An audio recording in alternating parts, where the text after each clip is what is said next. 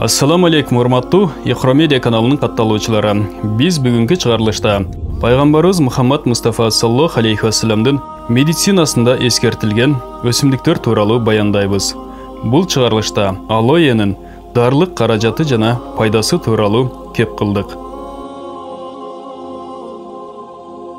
Алой өзгөчө Индия алою көптөгөн пайдалуу сыпаттарга эгедир. Ал мээде жана көз нервтеринде өттүн пайда болуусуна жол бербейт.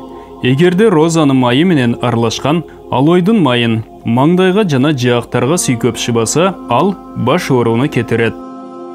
Алой ооздун жана мурундун көңдөйүндө пайда болуучу жараларды жана жарааттарды да жок кылат. Ошондой эле аны кара өттү жана депрессияны дарылоого колдонсо болот. Персия алойы акылды корчутуп, жүрөктү кубандырып, организмден өттөрдү жана былжырларды чыгарат. Ал эми анын алува деп аталган экинчи түрү жыпар жыттуу атырмис катары колдонулат.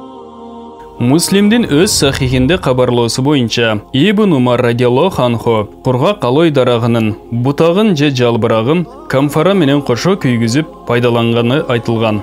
Мындан сырткары Пайгамбар саллаллаху алейхи вассалам момундар бейиште ырахаттануучу жыргалдарга себеп болуучу заттарды катары менен атаган кезде алой дарагын да кошо атаган. Индия алою 3-чү баскычтагы ысык жана кургак каражат болуп саналат. Ал ичтеги тыгындарды кетирип, газдарды жок кылат, ашыкчан нымбууларды кургатып, ичегини кубаттандырып, жүрөктү бейпил тарттырат. Ал ошондой эле акыл үчүн да пайдалуу. Сезимдерди корчутат жана энурез деп аталган илдетти сакайтууга да жардам берет. Ибн Самжун мындай деп айтат: Индия алоюнун жалпы жонунан алува деп аталуучу ар түрдүү түркүмдөрү бар. Аны сырттан сүйкөөчү дары катары да, ичке жутуучу дармек катары да колдонушат. Же болбосо өзүм башка дарлык каражаттар менен кошо күйгүзүп, жыттоочу дары жана ысырык катары да пайдаланса болот.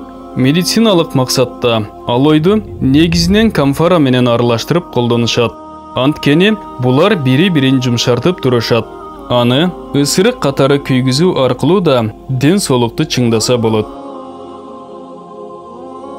Бул баян Мухаммад саллаллаху алейхи вассалам пайгамбарыбыздын медицинасы аталыштагы китептен алынды. Урматтуу мусулман бир туугандар, биздин Ихромедиа каналыбызга катталыңыздар.